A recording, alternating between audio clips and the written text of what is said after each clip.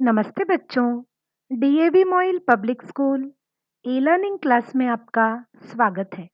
मैं आपकी नैतिक शिक्षा विषय अध्यापिका अंजलि राघोरते। प्यारे बच्चों, आज हम कक्षा 7वीं की नैतिक शिक्षा पुस्तिका से पाठ 13 स्वामी दर्शनानंद का भाग पहला पढ़ने जा रहे हैं।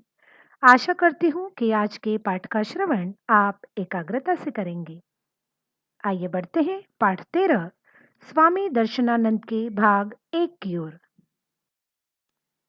बच्चों, मैं पाठ का वाचन करती हूँ, आप इसका श्रवण एकाग्रता से करना।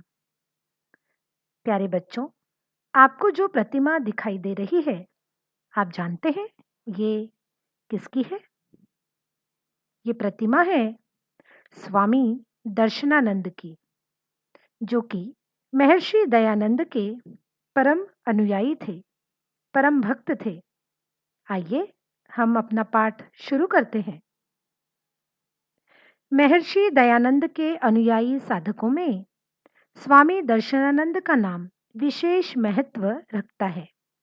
उनका जन्म पंजाब के जगरांव नगर में माघ कृष्णा दशमी संवत 1918 विक्रमी को हुआ। उनके पिता का नाम श्री राम प्रताप तथा माता का नाम श्रीमती हीरा देवी था।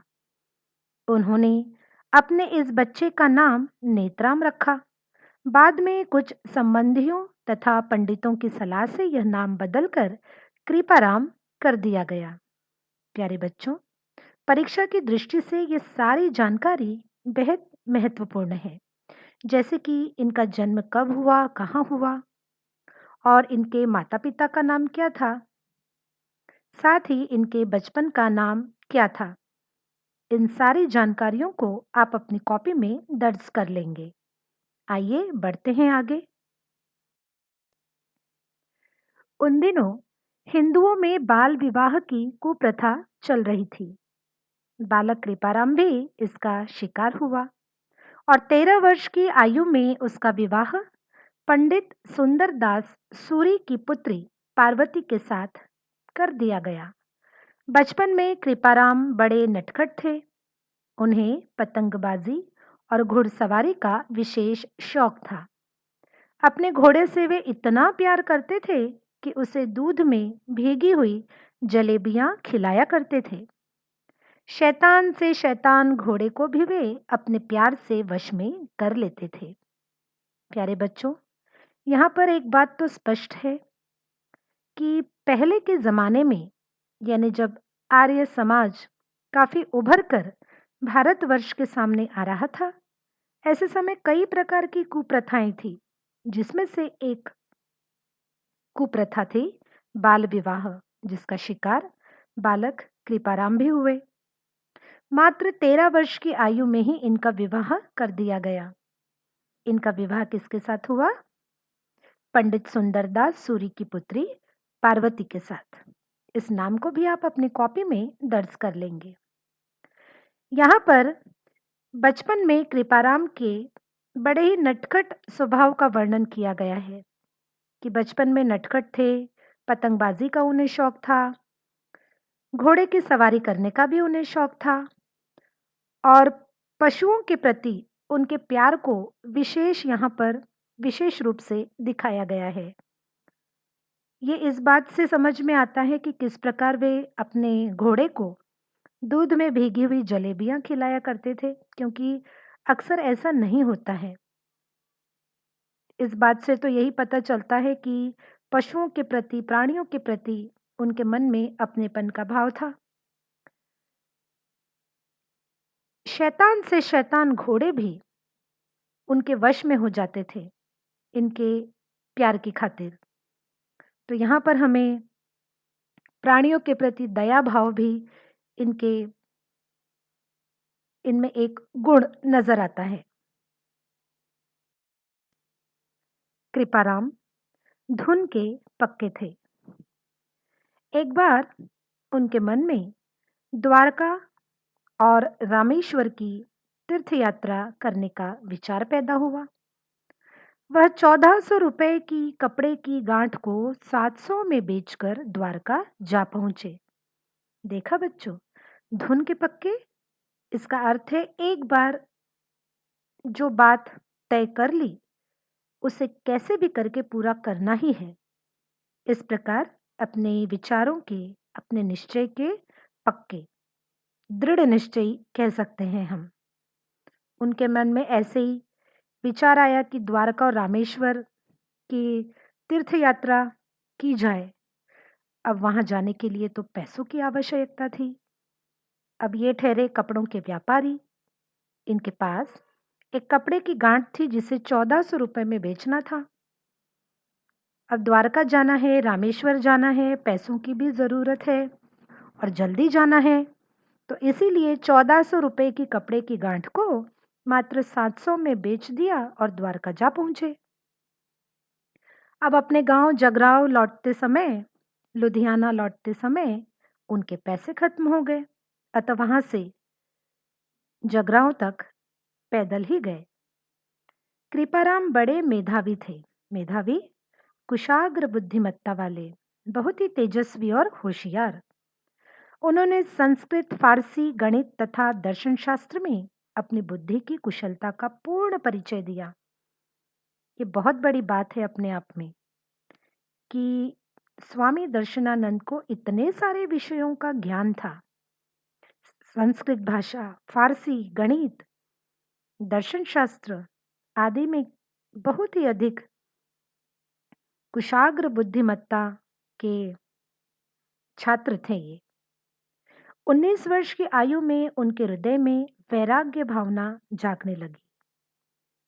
मोह माया के बंधनों से ये दूर जाना चाहते थे। अचानक इस प्रकार की भावना इनके मन में उत्पन्न हुई। ऐसा लगा मानो संपूर्ण संसार जो है वह मोह है, केवल माया है, इसे छोड़ देना ही बेहतर है। यह भावना से उनके मन में वैराग्य भावना जन्म लेने लगी। इस समय में उर्दू, पंजाबी तथा फारसी में ये कविता भी करने लगे। इनके जीवन का एक और पक्ष में दिखाई देता है कि ये अच्छे कवि भी थे, क्योंकि अलग अलग भाषाओं में, उर्दू, पंजाबी, फारसी भाषाओं में ये कविता भी करने लगे थे। आखिर एक दिन उन्होंने घर छोड़ दिया और जम्मू कश्मीर के एकांत स्थान में जा पहुंचे। इन्हीं दिनों भारत में स्थान स्थान पर महर्षि दयानंद के व्याख्यानों की धूम मची हुई थी। छोटी छोटी जगहों पर महर्षि दयानंद के भाषण शुरू हो गए थे। लोग हजारों की संख्या में, लाखों की संख्या में उन्हें सुनने के लिए जाया करते थे। इन व्याख्यानों से प्रभावित होकर वे पंजाब, हरिद्वार आदि स्थानों में घूम घूमकर वैदिक धर्म का प्रचार करने लगे। केवल सामान्य जनमानस ही नहीं, इनमें मेधावी बुद्धिमत्ता वाले कृपाराम अर्थात स्वामी दर्शनानंद ने भी महर्षि दयानंद के व्याख्यानों को सुना। वे उससे प्रभावित हुए और पंजाब, हरिद्वार आदि स्थानों में घूम घूमकर वैदिक धर्म का प्रचार और प्रसार भी करने लगे। स्वामी दयानंद के संपर्क में आने से पहले वे अद्वैत वेदांती ही थे, किंतु अब ईश्वर, जीव और प्रकृति इन तीनों को मानने लगे थे। अद्वैत वेदांती, इसका अर्थ हम इस प्रकार ले सकते हैं कि जो ईश्वरीय सत्ता को नहीं मानता है, लेकिन जैसे ही महर्षि दयानंद के संपर्क में आए, वे ईश्वर, जीव और प्रकृति इन तीनों में विश्वास करने लगे थे।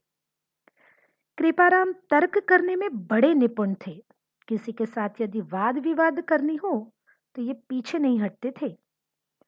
एक दिन की बात है, उन्होंने देखा कि दीनानगर में एक पादरी बाजार में भाषण दे रहा है। वह बात बात में उसके साथ भिड़ गए और उसकी बातों का खंडन करने लगे। पहले होता यही था, जब पूरे आर्यवर्त में, भारतवर्ष में आर्य समाज की पताका लहरा रही थी, तब कहीं ना कहीं मुसलमानों को और इस्लाम धर्म को ऐसा लग रहा था कि मानो उनका जो मजहब है, उनका जो धर्म है, वह कहीं खतरे में है। इसी बीच केवल मुसलमान ही नहीं, बल्कि जो पादरी थे, वे भी बाजार में भाषण देते थे, लोगों को इकट्ठा कर अपने धर्म की ओर उनको खींचने का प्रयास कर रहे थे। ऐसे समय इन्होंने उनकी बातों का खंडन किया, उनके साथ शास्त्रार्थ किया, वाद विवाद किया।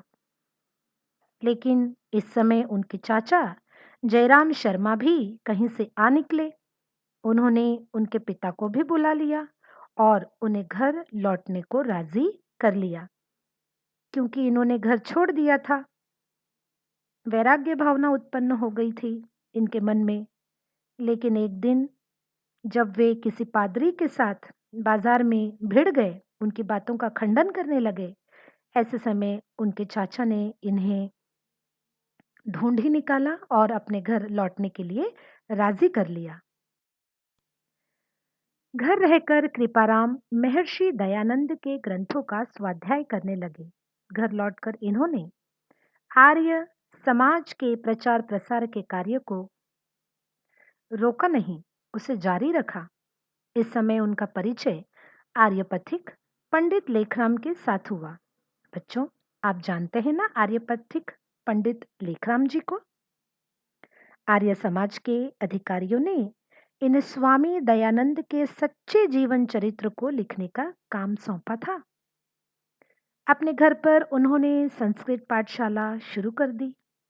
कुछ दिनों बाद वे पुनः कश्मीर की ओर चल पड़े।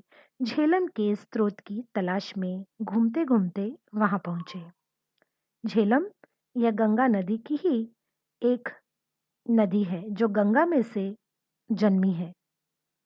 रावलपिंडी और पेशावर आदि स्थानों पर घूमे। किसी तरह उनके संबंधियों को इनके वहां होने का पता लग गया और ये फिर पकड़कर वापस ले आए गए। यानी समय समय पर हमने देखा कि ये गृहस्थ जीवन नहीं जीना चाहते थे। ये चाहते थे पूरी तरह से वैराग्य भावना। ये सन्यासी होना चाहते थे, क्योंकि इन्हें पता था कि जो कार्य ये करना चाहते हैं, जो इनका कर्तव्य क्षेत्र है, वह शायद घर में बंद कर गृहस्थ जीवन में रहकर ये पूरा नहीं कर पाएंगे। इसलिए बार बार अपने घर से ये बाहर निकल पड़ते थे। प्यारे बच्चों, आज के इस भाग में इतना ही। अगला भाग पढ़ेंगे हम अगली ई कक्षा में। आइए आज के भाग 1 के आधार पर देखते हैं गृह कार्य। आज का गृह कार्य। प्रश्न पहला, नीचे दिए गए प्रश्नों के संक्षिप्त में उत्तर लिखिए। स्वामी दर्शनानंद का बचपन का नाम क्या था? ख, कृपाराम बचपन में कैसे थे और उन्हें किस बात का शौक था? ग, स्वामी दयानंद के व्याख्यानों का कृपाराम पर क्या प्रभाव पड़ा? घ, कृपाराम किस बात में निपुण थे? बच्चों, आज के सभी प्रश्न बिल्कुल आसान हैं। मुझे विश्वास है आप आज का गृह कार्य तुरंत पूरा कर लेंगे। इसी आशा के साथ हम फिर मिलेंगे अगली ई कक्षा में। तब तक के लिए धन्यवाद।